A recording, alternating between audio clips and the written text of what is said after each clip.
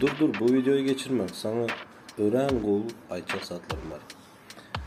Arkadaşlar hemmenize salamlar. Ben Devap vilayetinin Sayda Travı'nın adım Bağ Murat. Kendim tımı sürpriz hizmetlerini bir yıldır alıp barıyan. 5 vilayette hizmet ediyoruz arkadaşlar. Bizi takip etmek isteyen arkadaşlar varsa silkamı şuraya koyuyorum.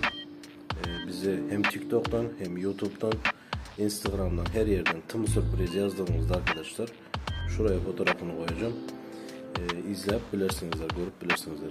Ürünlerimiz Türkmenistan'da hem Türkiye'de de var arkadaşlar, Kıbrıs'ta da var. Biz bir takım olarak çalışıyoruz. Kitlemiz çok iyi, ekibimiz çok iyi çalışıyor. Yeni de bir açacaktım sizlere. Şu anda taze sürpriz yapmaya başladık.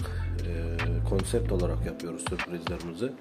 Mesela diyelim mişkalarımız var güzel, maskotlarımız var güzel. Yani sahne kuracağız. Ondan sonra şöyle güzel bir sunum yapacağız. İzlemek isterseniz YouTube'a girip bizim videolarımızı izleyebilirsiniz. Hemmenize iyi günler. Yenideki videolara Hukman kaydolmayı unutmayın. Bizi takip etmeyi unutmayın. Hemmenize iyi günler arkadaşlar.